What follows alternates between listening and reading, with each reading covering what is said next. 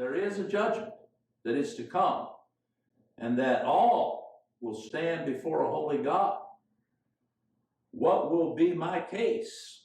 And thirdly, where will I spend eternity? When you talk about eternity, we can't even think about it in terms of time. Time is no more.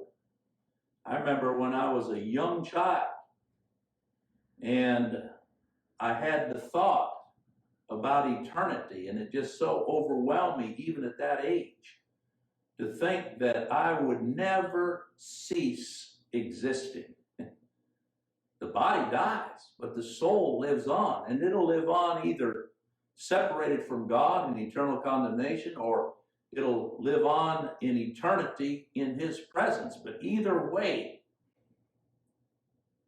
we will never stop existing.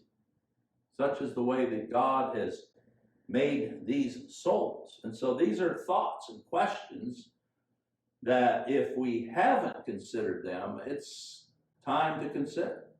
And perhaps even through a message like this would cause us to pause and ask ourselves, what is our comfort and hope? I don't want a false comfort. I don't want a false hope. There are many that have a hope, but it's not a good hope. There's some that when you ask them, it's presumptive hope. They say, well, I did what my preacher told me to do. I said my prayer, and I've been living according to God's commandments as best I can. And that's my hope.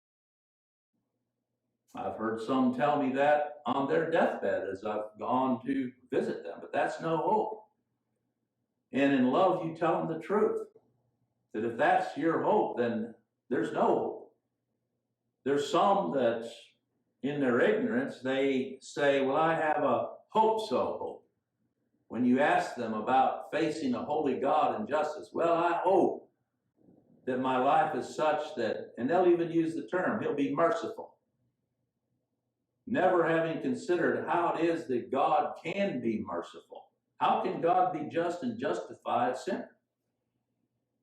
So that's the reason we need a good hope.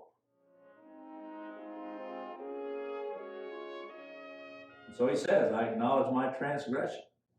Those who are the Lord's, they don't take lightly their transgression. That word transgression means to violate the law. Strong language used there in 2 Samuel 12, despising the Lord.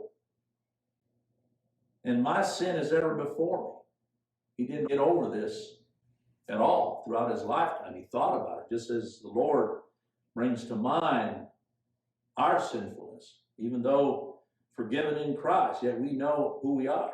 And so He says, against thee and thee only have I sinned and done this evil in thy sight, that thou mightest be justified. See, that's what it's about, justifying God.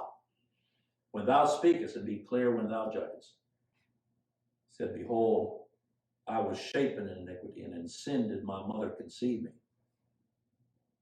Behold, thou desirest truth in the inward parts. So if the Lord's going to do a work of grace, it's going to be in truth. And there you can put Christ. As Christ is revealed, it's revealed in the inward parts.